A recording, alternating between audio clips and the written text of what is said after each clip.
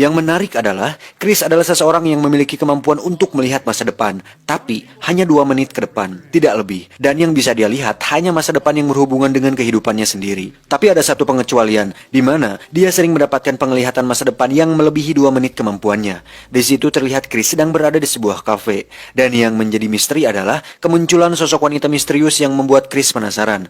Untuk itu dia sering pergi ke kafe tersebut dengan maksud menunggu si wanita muncul. Namun karena dia sendiri tidak tahu kapan itu terjadi, Chris pun tak pernah melihatnya.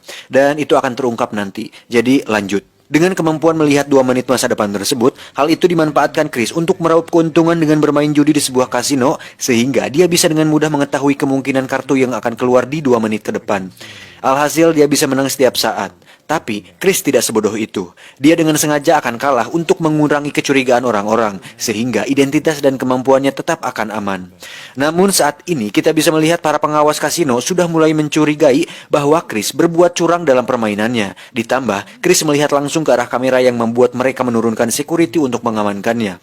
Chris yang mengetahui hal tersebut langsung pergi ke kasir untuk menukarkan koinnya. Satu hal yang menarik tentang masa depan adalah setiap kali Chris melihatnya, itu akan berubah karena Chris melihatnya. Dan itu merubah yang lainnya juga. Saat Chris akan menukar koinnya, terjadi sebuah insiden di mana kita akan melihat bagaimana Chris melihat masa depan dan akan merubah itu. Drop the gun now!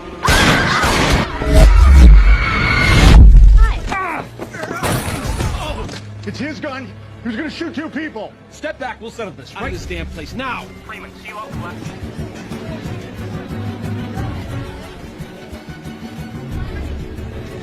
Selanjutnya, terjadi kejar-kejaran antara Chris dan pihak keamanan, di mana mereka tak mampu menangkapnya karena sekali lagi Chris bisa melihat apa yang terjadi di 2 menit ke depan. There he is, behind you. Your left. Turn around. He's in the men's room near the gift shop. Gift shop, gift.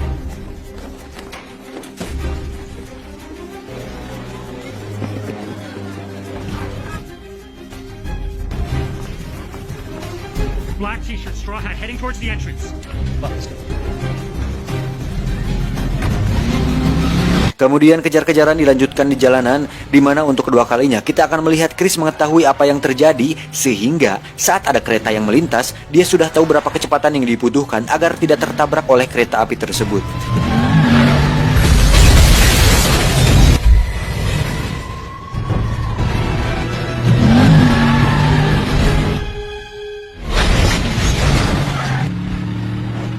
Di sisi lain, ternyata kemampuan Chris tidak serahasia yang dibayangkan. Karena ada seorang FBI yang bernama Kelly sudah sejak lama mengetahui hal tersebut dan sedang melakukan pengejaran kepada Chris. Setelah berhasil melacak mobil yang dikendarai Chris tadi, mereka semua pun langsung pergi ke sana. Chris sendiri terlihat sedang bermain biliar bersama sahabatnya di sana. Tak lama, datanglah Kelly ke hadapan Chris. Di sini Kelly pun mengungkapkan semuanya, bahwa tujuannya menemui Chris bukan untuk menangkapnya, melainkan meminta pertolongan kepada Chris. Kelly bercerita bahwa ada sebuah masalah besar yang sangat penting, di mana baru-baru ini ada kelompok teroris yang mencuri bahan nuklir untuk diledakkan. Untuk itu Kelly meminta Chris untuk menggunakan kemampuannya untuk melihat di mana bom itu akan diledakkan. Chris langsung menolak hal tersebut karena dia paham bahwa yang terjadi selanjutnya adalah dia akan dijadikan budak untuk kepentingan pemerintah dan segelintir orang yang memanfaatkan kemampuannya. Bukan tanpa sebab, Chris berbicara seperti itu karena sejak usia 3 tahun dia sudah dijadikan bahan penelitian oleh orang-orang yang tertarik dengan kemampuannya. Karena terus menolak, Kelly pun terpaksa mengerahkan pasukannya untuk masuk dan mengepung Chris. Dan ternyata itu semua hanya gambaran masa depan yang ada di dalam kepala Chris. Sehingga sebelum Kelly datang, Chris langsung kabur dari sana. Kelly yang datang terlambat pun berkata kepada temannya bahwa pasti aku hanya telat beberapa detik. Esoknya kita akan melihat Chris sedang berada di sebuah kafe di mana dia sedang menunggu wanita misterius yang muncul di penglihatan masa depannya yang tadi saya ceritakan. Setelah menunggu beberapa saat, akhirnya si wanita itu muncul.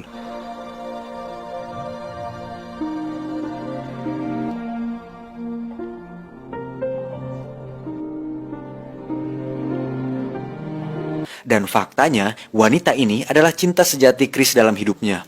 Itulah sebabnya kenapa Chris mampu melihat masa depan melebihi batas 2 menit kemampuannya.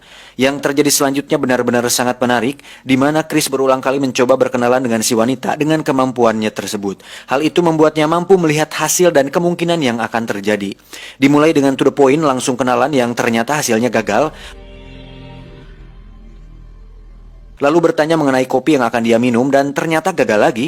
Kemudian ala-ala minjam korek yang ternyata si wanita bukan seorang perokok, dan terakhir muncul seorang pria yang merupakan pacar si wanita. Si wanita dan pacarnya pun bertengkar. Chris pun memanfaatkan kesempatan tersebut untuk menjadi pahlawan, tapi justru itu malah membuat si wanita jengkel kepada mereka berdua.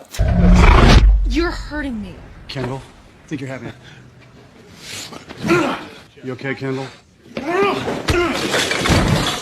You know what? You two work things out.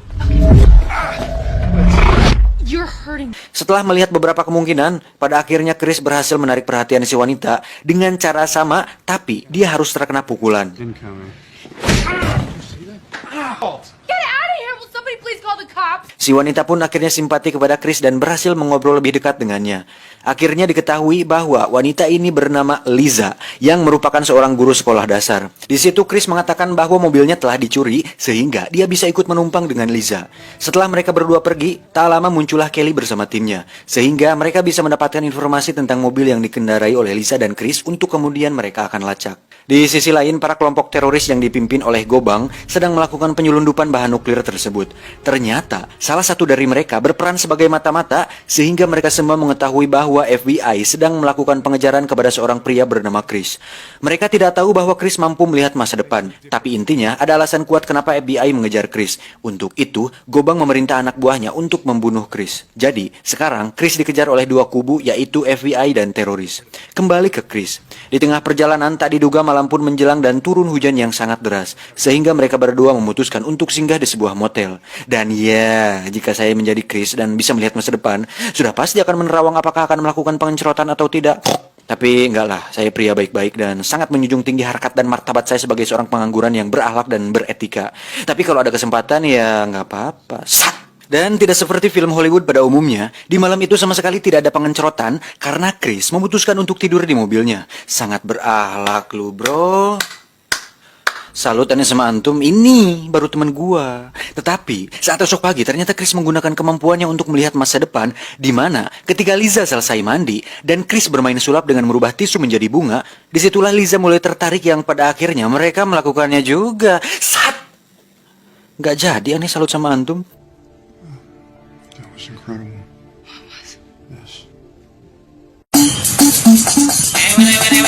Yes.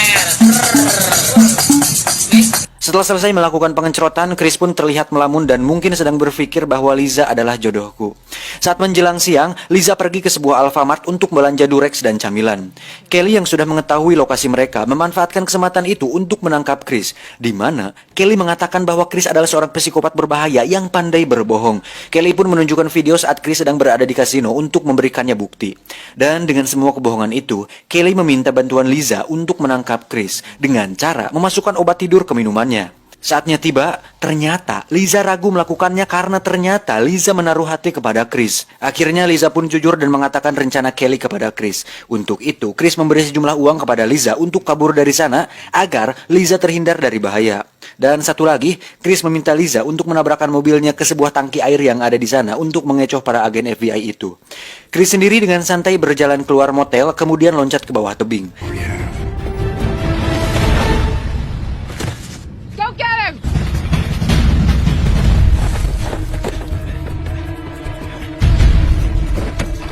Di sisi lain terlihat para teroris ternyata juga sedang mencoba mengincar Chris untuk membunuhnya. Namun, Chris berhasil mengetahuinya. Liza pun menabrakkan mobilnya ke tangki air hingga mobilnya menggelinding ke bawah bukit. Para anggota FBI pun nyaris dihantam oleh mobil tersebut. Dan Chris, dia dengan mudah dapat menghindar dalam hitungan sepersekian detik. Selanjutnya disusul dengan tangki dan beberapa batu besar.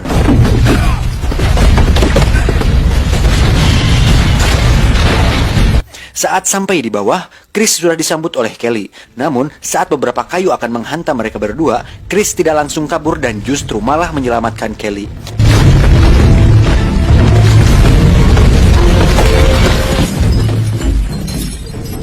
Dalam keadaan balideg, Chris pun terpaksa harus ikut bersama FBI. Di sisi lain, terlihat para teroris berhasil menangkap Liza untuk dijadikan sandera. Chris sendiri sudah berada di sebuah ruangan dengan tubuh terikat dan dipaksa untuk terus membuka matanya. Tujuannya agar Chris bisa melihat berita televisi di masa depan dan mendapatkan lokasi di mana bomnya akan diledakkan. Namun Chris melihat sesuatu yang mengejutkan. Berita tersebut justru memperlihatkan Liza yang sedang disandra dengan beberapa bom di tubuhnya. Kemudian diledakkan hingga tewas saat itu juga. with black suits on and such.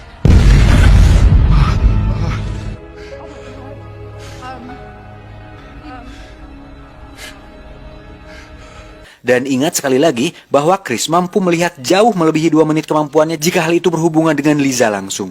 Setelah melihat semua itu, Chris pun mengatakan kepada Kelly bahwa bukan seperti ini caranya. Kemampuannya tidak akan bisa digunakan jika dia di posisi terikat dan dipaksa seperti ini. Kelly lalu menyuruh anak buahnya untuk memasukkan Chris ke sebuah ruangan. Tapi saat akan dimasukkan, disitulah Chris meloloskan diri. Hey, wait. Can I get a smoke or something? I need to relax. Look at this. Look. Ta-da!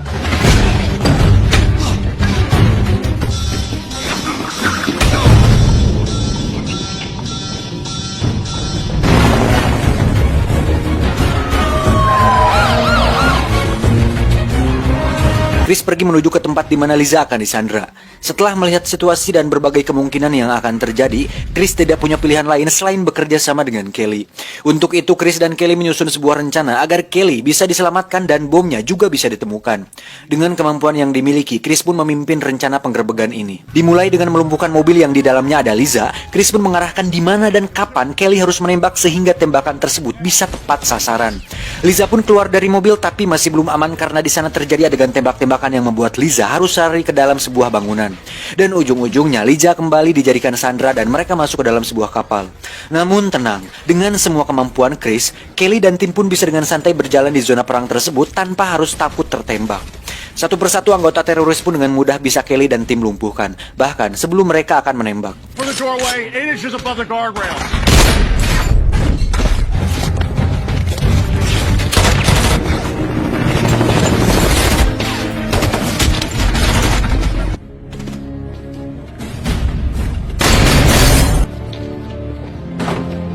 Perangkap bom dan penembak jitu pun seakan tidak ada apa-apanya oleh Chris.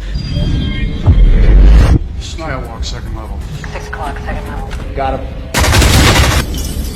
Selanjutnya, untuk mempercepat pencarian, Chris menyuruh Kelly dan timnya untuk menyebar. Sisanya, Chris akan lakukan sendiri. Di sini, Chris mengerahkan seluruh kemampuan penerawangannya untuk melakukan kemungkinan dalam satu waktu. Di sini saya jelaskan kembali bahwa seperti yang dijelaskan di awal, ketika Chris bisa melihat masa depan, otomatis masa depan itu akan berubah karena Chris melihatnya terlebih dahulu. Pada adegan ini kita bisa melihat Chris sedang melakukan kemungkinan di masa depan, namun dilakukan secara bersamaan sehingga dia bisa tahu di mana lokasi Liza berada. Setelah didapatkan, mereka pun langsung menghampiri Gobang dan Liza. Gobang meminta Kelly untuk menjatuhkan senjatanya. Kemudian, Chris bertanya kepada Kelly, "Seberapa hebat kau dalam menembak sasaran?" Kelly menjawab, "Aku sering main PUBG." Chris pun berjalan mendekat kepada Gobang. Dan seperti adegan dalam film Matrix saat Mr. Smith menghindari peluru, Chris pun menggunakan kemampuannya untuk menghindar dengan cepat dari peluru tersebut. You have one way out of this. Saat sampai, Kelly langsung menembak Gobang hingga tewas. Setelah semua selesai, kini giliran bomnya untuk ditemukan. Dan tak diduga, Chris melakukan kesalahan. Bomnya ternyata berada di kapal satunya lagi. Dan bom tersebut akan meledak beberapa detik lagi, sehingga Chris dan kawan-kawan tidak punya waktu untuk melarikan diri. Kemudian...